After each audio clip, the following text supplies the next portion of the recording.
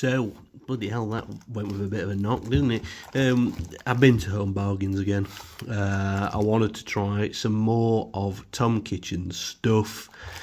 And they had the cottage pie in. They also had some of the other pies in. I think it's like a steak and ale, which I'll try in another video. But this one is the one I'm going for now. And I'm going to give it a rating out of 10. Yeah, the last one he did was absolutely fantastic. I can't remember what the rating was. I think probably the first 10 out of 10 maybe. But yeah, it was brilliant. So I'm expecting this one to probably be the same in quality. It does look like it's got actual sort of chunks of beef rather than you know, just the mince there. There he is, it's old lad. Prepared using slow-cooked British beef, steak and mince. Carrots, onions, topped with a creamy mashed potato and vintage cheddar cheese. Yes. Get in my belly, I think, is what I'm thinking here. Obviously after it's cooked. Yeah, what's it got in it? Cooked potatoes, beef, 19%. Not a lot of beef there. Diced beef, yeah, I was right. Double cream, cheddar cheese, red wine. Yeah, will we be able to taste that? I think we did on the last one. Doesn't look like there's any sort of preservatives in there per se. Looks alright. Yeah, basic. Looks kind of classy, in line with some of the deluxe ranges and things like that. Now this cost me, I think, £3, $2.99, which, you know, for a microwavable meal, not bad, is it? Not bad. There she is. It's come away from the packaging somewhat there, and it's like a sort of weird cardboardy thing, not plastic. Does it make any difference to the cooking quality? Probably not. Right, we'll open her up. Open her up there. Let's have a look. Yeah, quite a bit of cheese on top. It has got the parsley effect. You never really taste it, but it's there. Yeah, looks okay, doesn't it? Right, let's get it in the old oven. Oh, wait a minute. Wait. I'm going to have this for afters. It was in the same freezer. I can't remember how much this was, but I will put it on the screen now. Yeah, Dubai style chocolate cheesecake, because I just can't get enough. I just can't get enough of this. Yeah, Eliza, she's provided her dessert to us, and we've got to keep it flat. Unlucky, right. This has got all sorts of garbage in it. Full fat, fresh cheese, milk, ammonium carbonates. Jesus Christ, there's a whole load of stuff there, isn't there? Yeah, it's full of horrible things that I've never heard of. Chlorophylline, curcumin, palm oils. It's got lots of things in there that shouldn't be in anything. Defrost and serve in the refrigerator for 4 hours. Now, I didn't get it out in time, so I'm just going to leave it on the side and hopefully it defrosts in time. If not, we'll be eating it like an ice cream, which is fine. I can cope with that. Right, there it is. Is it in date? No. 2026. Yes, it is. It lasts quite a long time. Right, I'll leave that there. That will just sit there while this thing cooks. Right, let's get this thing in the oven. I have invested in a new oven dish because mine was just breaking up with the garbage. There, right, oven roulette. This gas mark is perfect. I'm sure you will agree. Yep, there we go. Let's see what we got. Yeah. Wowzers. Right, well, there it is. It looks okay, doesn't it?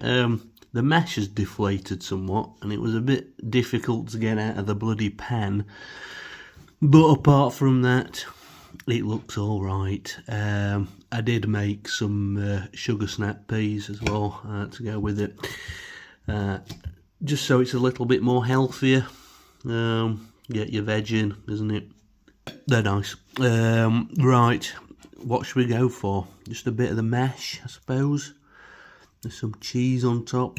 I mean, it's hard to just get one element of the dish on the fork, so let's just go for a blast on this. Hopefully it's not going to burn the roof of my mouth off. Yeah, the mash is really crispy. It's got some good cheesiness to it. It's like almost got like a sort of crusty top. Not quite sure if it's got breadcrumb on there at all, but yeah, the cheese has made it really crispy. The mash is a bit sort of not dense, but it's really nice. And then the gravy is yeah, it's really nice. It's got some red wine in there. You can taste it. Let's have another bite. It's really good. Can't really fault it yet. Yeah, there's loads of depth of flavour in that gravy. It's really rich. The red wine that's in there isn't just like cheap red wine either. It's sort of like a nice mellow. Oh Jesus! It's like a nice mellow and beefy. Yeah, it's good. You can tell as well that it's got beef mince in it, which is adding a bit of texture. But then it's got like the strands of beef as well, like slow cooked beef, and it's really beefy in flavour actually. Yeah, it's worth trying. Look at this big bit of beef here in there. I kind of don't know how they do it for that price. And I think actually sometimes it gets reduced in there as well. I'm sure I've seen it for like just over £2 rather than £3. Yeah, the mash is really buttery. It's got a crispy top. The cheese is massively like pleasant, strong cheese. The gravy, nice salty, beefy, and then really nice red wine edge. The carrots in there, you can taste the carrots when they come through. This is pretty mega, to be honest. So normally I would be reaching immediately for this, the old Icona, to make the dish a bit more sort of interesting, but this I don't need it. It's actually like nice without any additions. It's not bland. The flavour's good. I mean, I don't think you can buy a better cottage pie for the money. For £3, literally get one. Like, have it in the freezer. So markings out of 10, this is a 9.5. I think actually the mash probably could do with being a bit more dense, maybe a bigger layer. But apart from that, literally everything about this is lovely. Yeah, 9.5, quality. Right, I've got a brew. I'm going to have the dessert. Let's see if I can get in here. Yeah, there she is. Grenache on top. There's the pistachio layer. There's what I assume is the cheesecake layer. Can I get a slice of this out without destroying the entire thing? This is going to be a no, isn't it? We've got the top bit. Oh God, what a mess. There's probably a better way to do that than what I actually did. I'm sure you'll tell me about that. But yeah, let's get in, have a bit of everything, see whether it's actually decent. It has fully defrosted as well, although it has been 4 hours. Yeah, there's the kunafa strands. Let's have a bite. Interesting. It's got like a really heady, coconutty overtone on that. I wasn't expecting that at all. Not a massive fan of coconut, really. Let's give it another go.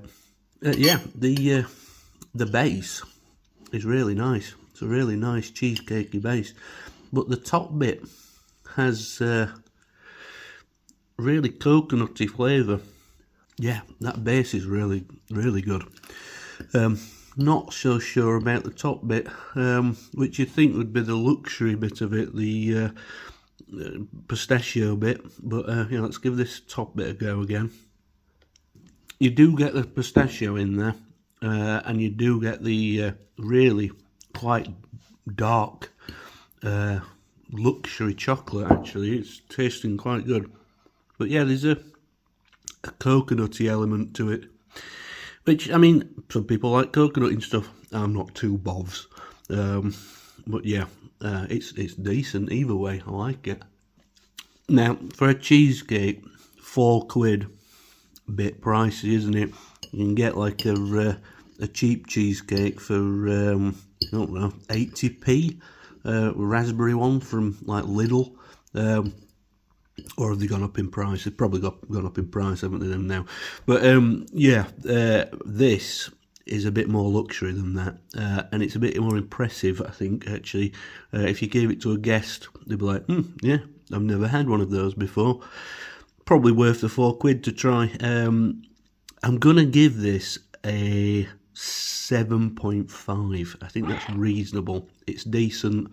It's not offensive in any way. Actually, it's quite nice. It's got the luxury element of the pistachio, bit celebrity, yeah. And on that, I think we've probably done you right up, haven't we?